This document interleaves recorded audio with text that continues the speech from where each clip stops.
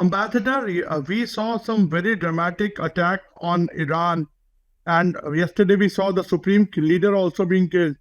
Do you think now the objective of these strikes have been achieved, and what next now? Hello, Naveen, and thank you for this interview. No, it's not over yet. Yes, indeed, this has been a very substantial success of a combined operation led by the United States together with the Israel Defense Forces. And we have achieved this elimination of the person that was in charge for decades of killing multiple Israelis and Americans.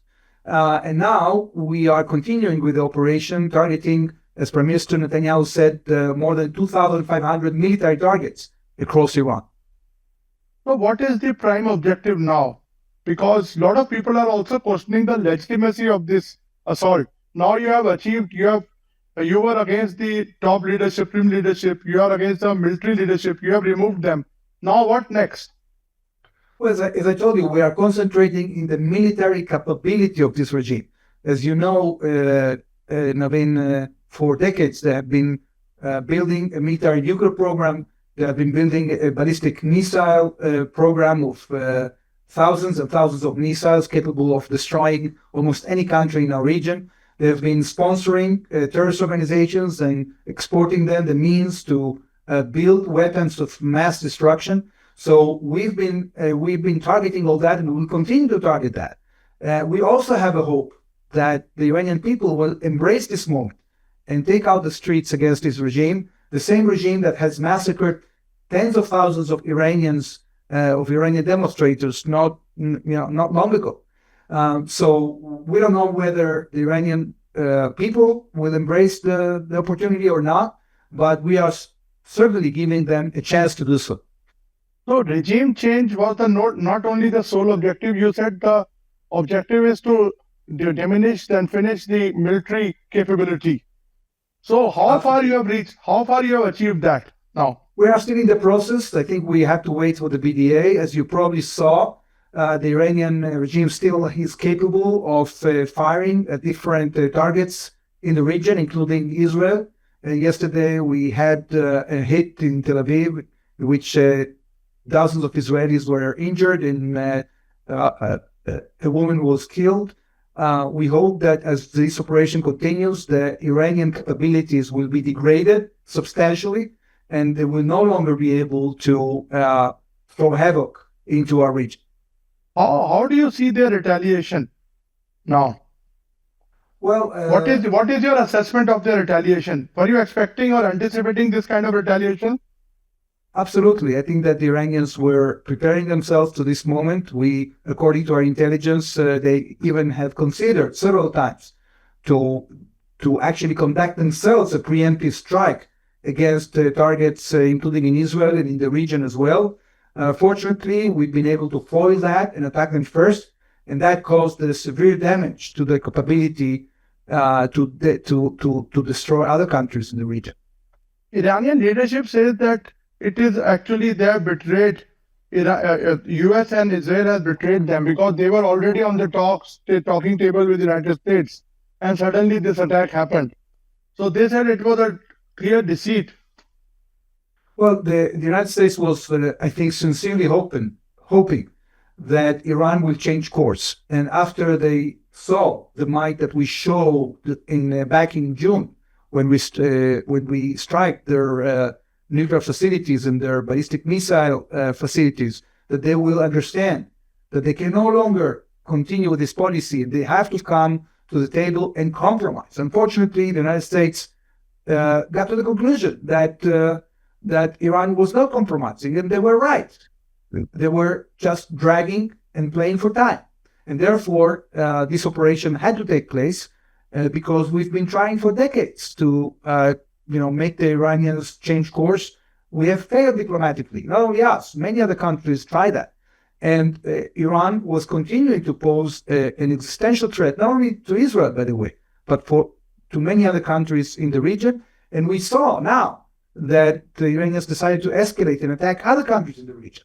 And therefore, this only increases the justification behind our actions. What does the end of Khomeini means to this war? Like, what does it mean to Israel?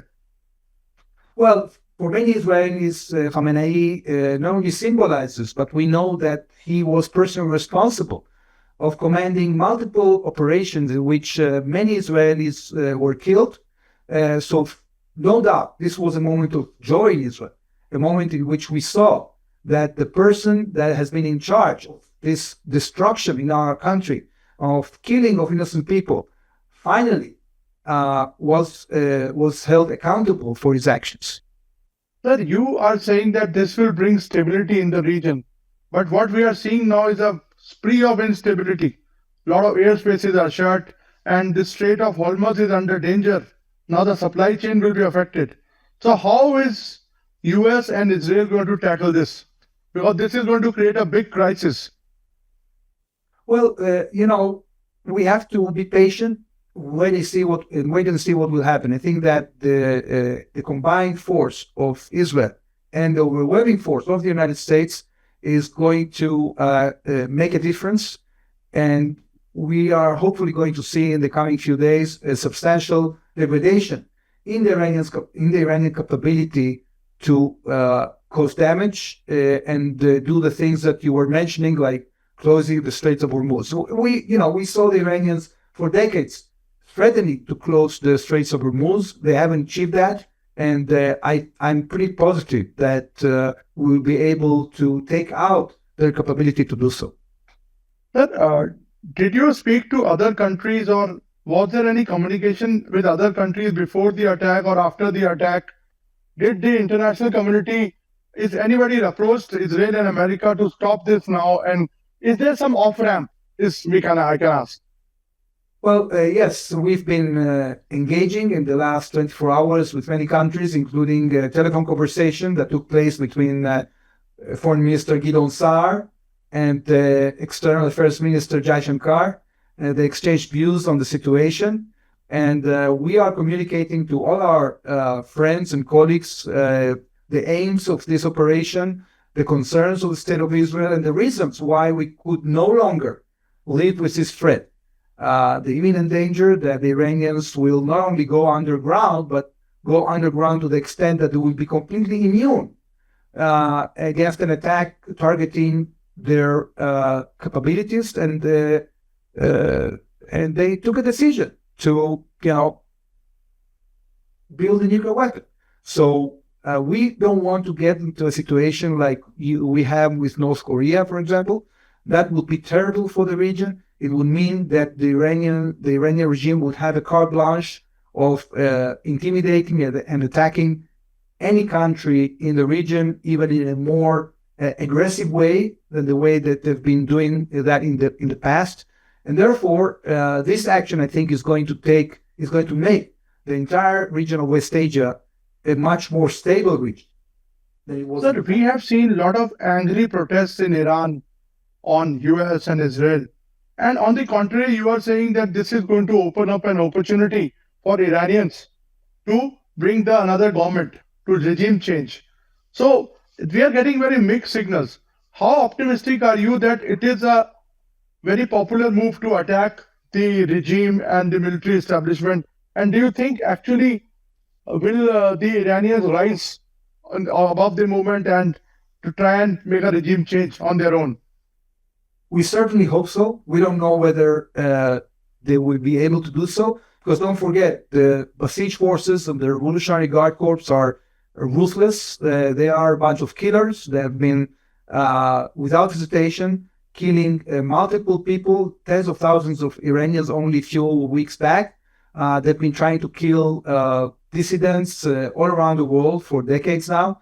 And it's not an easy thing to rise up against such oppression.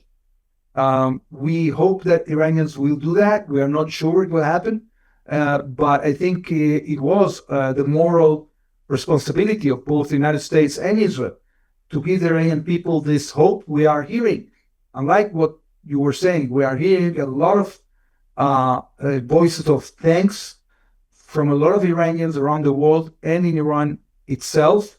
Many people are celebrating this moment, and I hope they will be able to turn this moment into a moment of change that will bring a brighter future and a more rosy future for the people of Iran. They deserve a better future, free from this terrible oppression they've been suffering from decades now. And my last question, how much is the number of casualties in Israel which Iran has been able to inflict on Israel? What is the kind of, have you done any damage assessment? At this point, we've seen a few dozens of people injured in Israel. The majority of them as a result of a direct strike in Tel Aviv last night, including a woman that was killed. We hope times passes by and our degradation capabilities increase, that the damage that the Iranian regime can continue to inflict in Israel will diminish substantially. Sir, Iran has alleged that you are also targeting civilian targets, including a college, a school.